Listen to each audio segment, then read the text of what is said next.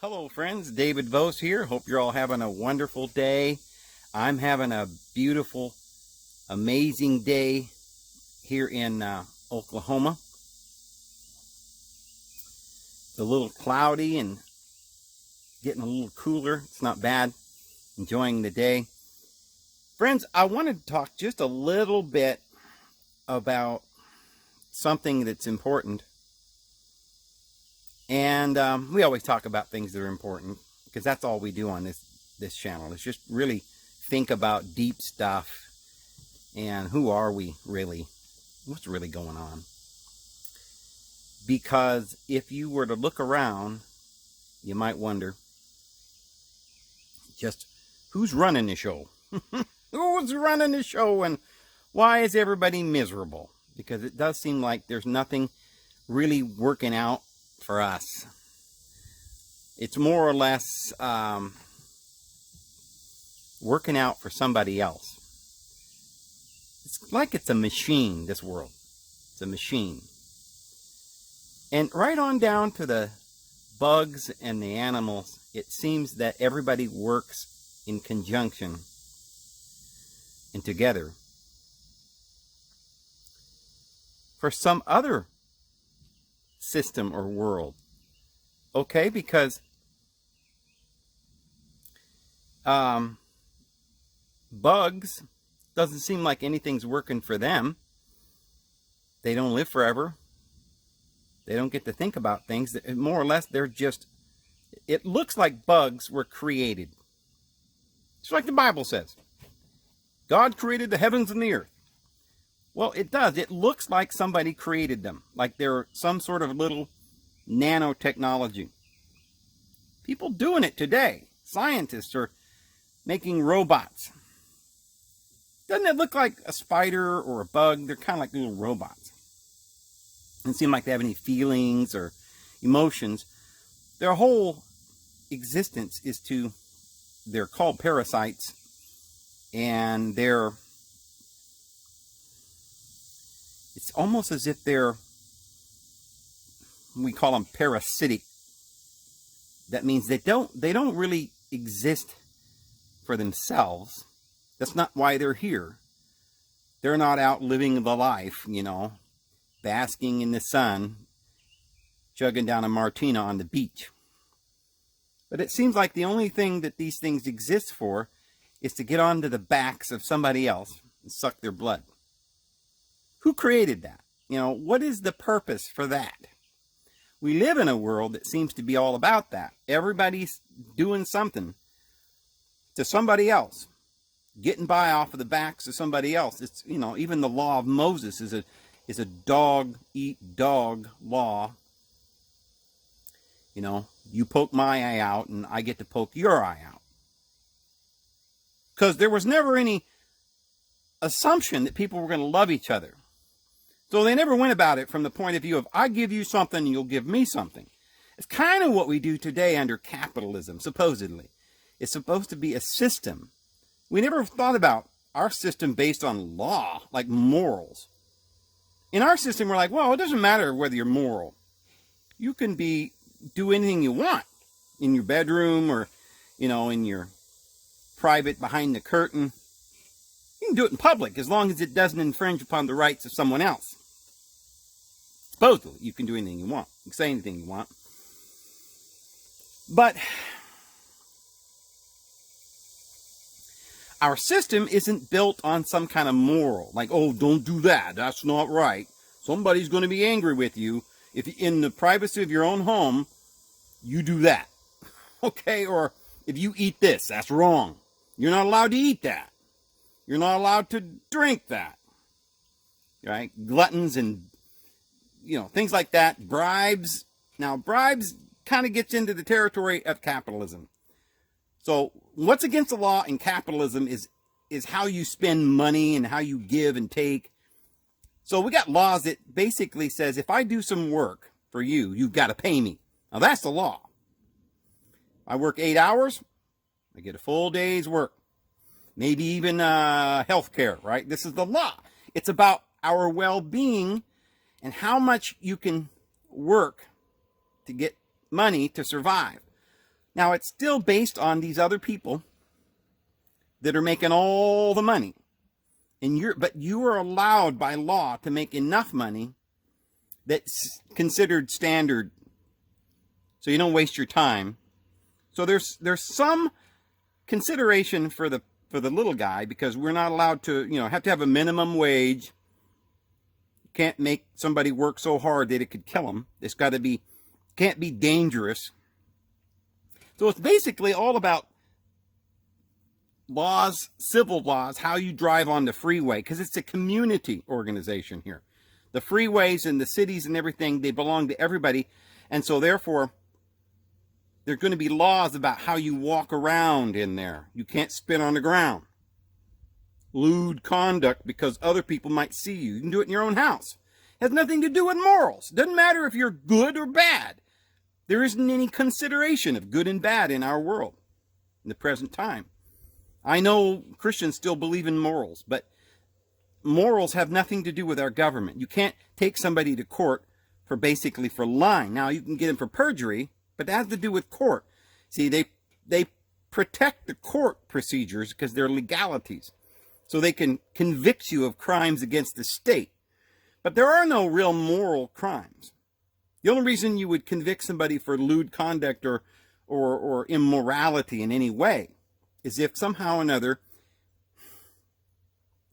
that illicit conduct could hurt someone else's children.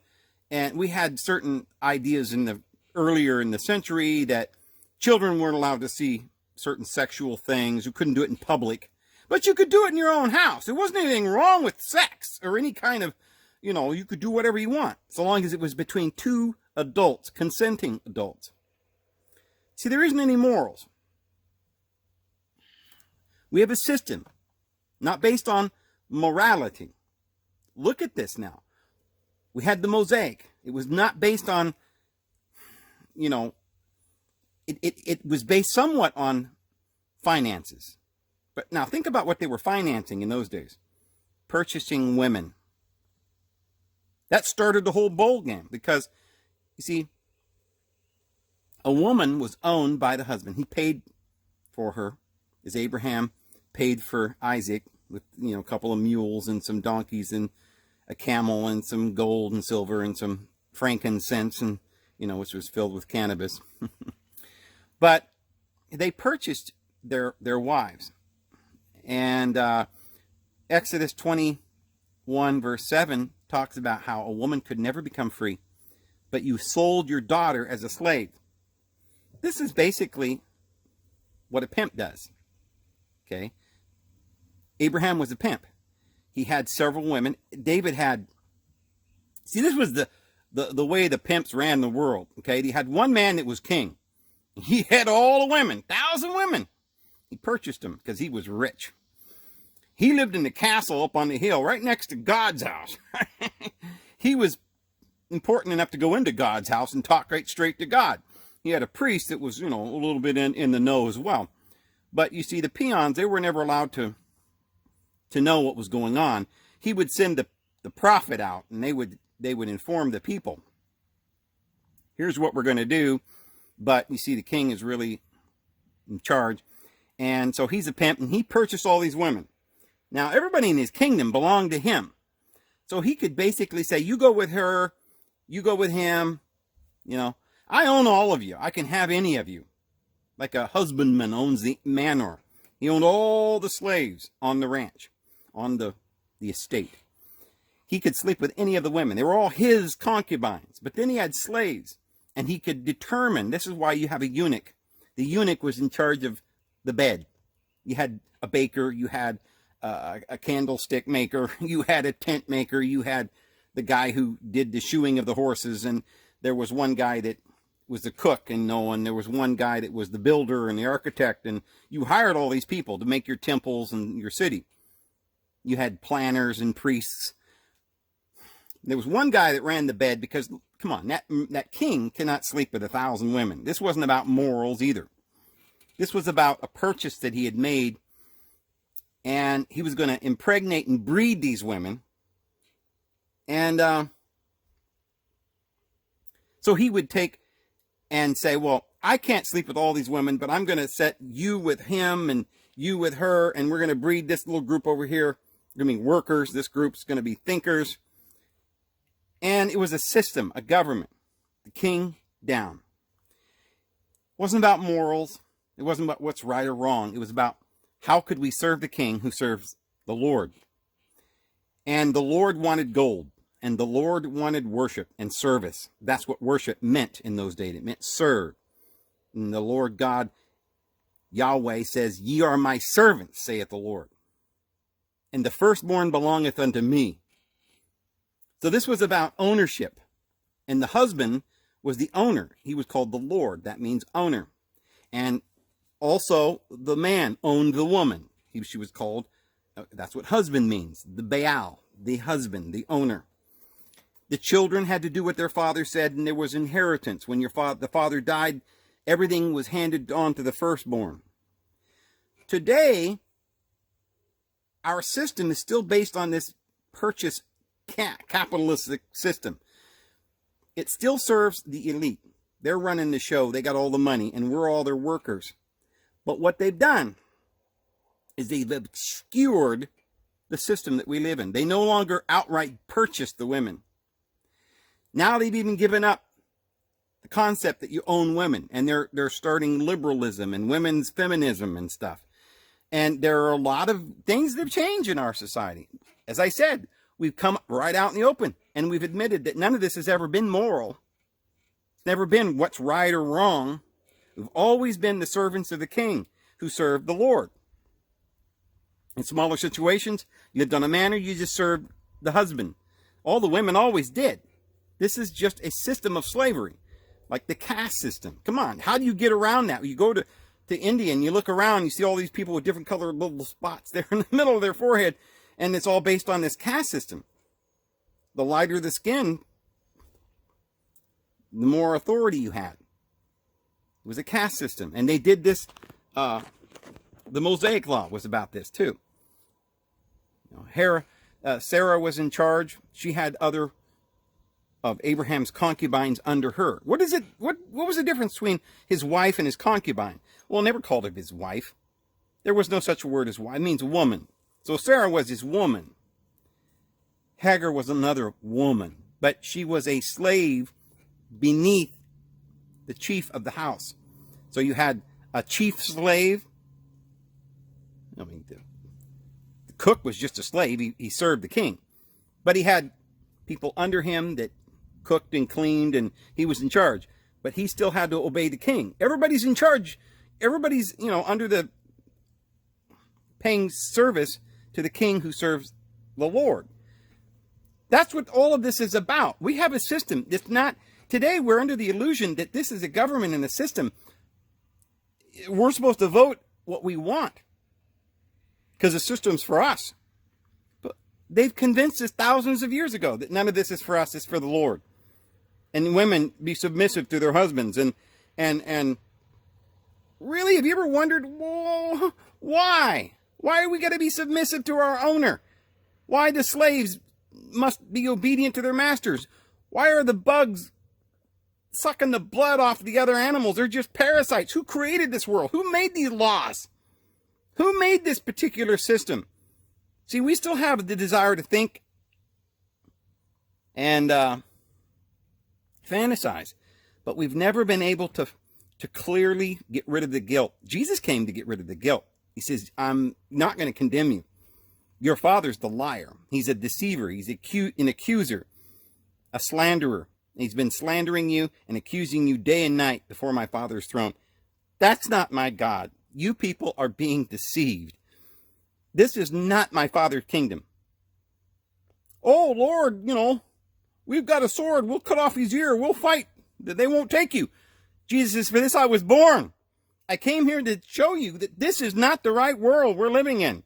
Whose inscription is on that coin? Oh, Caesar. Well, then just go ahead and give Caesar's things to Caesar. Come on now, follow me. Oh, Master, I've got to go and bury my father before I follow you because, he just died and got to take care of things and make arrangements for the funeral. Jesus says, go ahead and let the dead bury their dead, and you come follow me. See, this system, it's dead. See, you think you're important, and you Pharisee, you think you've kept all these laws since you were born. Oh, buddy, you got a another thing coming, because you see that prostitute over there. I love her because she loves me. My system, the truth, is based on a system of love. This lie that somehow or another we're not good enough, that there should be guilt placed upon your heart, that innermost holy place in your heart, it's defiled because of that guilt. It doesn't belong there. Jesus, I come to remove this guilt, to redeem you. 30 shekels of silver, they threw it into the treasury when Jesus died. He purchased us. I'm sorry, Rabbi, but the Old Testament does say that you can redeem your brother, whether it be from one thing or another. I mean, if you have a wife and she's treacherous, you send her away. Jehovah did that. He sent Israel away. Jesus came and purchased us. And now we're his wife. See? But he didn't purchase us because he wanted us to continue under this law. He purchased us. He purchased us to set us free. We're not under that. It's just a symbol. For you, for those of you who need some sort of details as to how somehow you're free, right? You can't just say you're free. Go ahead and you're free. Oh, and what about the law? It says I'm guilty and I'm a bad person. Well, okay, you need details. Jesus put the 30 shekels in the treasury. He paid for it. Now you're free. He's next of kin. And, yeah, death is the fulfillment of the law. Because you see, the requirement under the law is for you to die.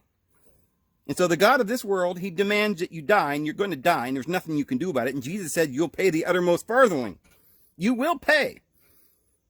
But what you've got to do is start believing in that inner spiritual man within you. Believe in the Christ.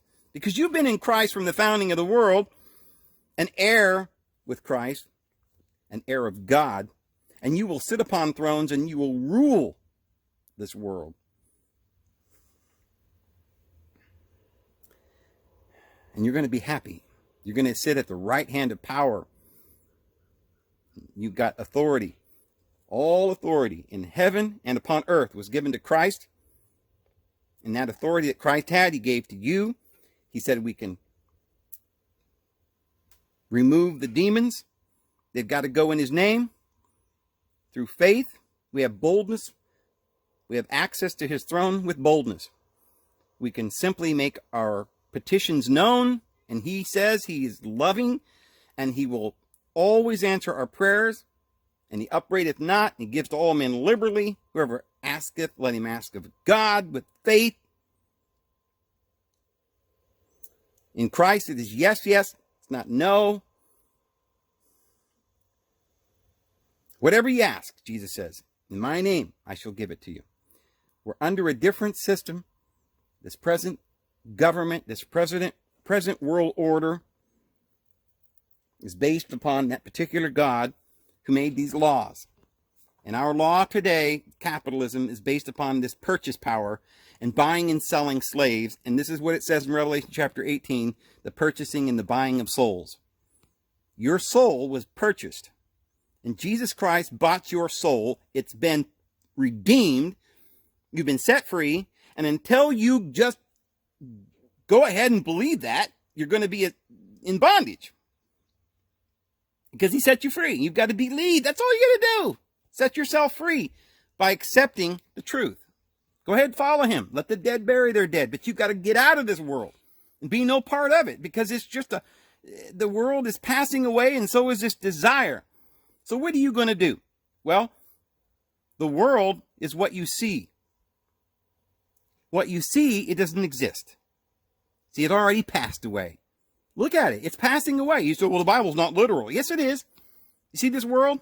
See this world behind me? Now, wait a second. Hang on. Okay. A moment just passed. And that world that was behind me, it doesn't exist anymore. No, what you're seeing behind me over here now is something else.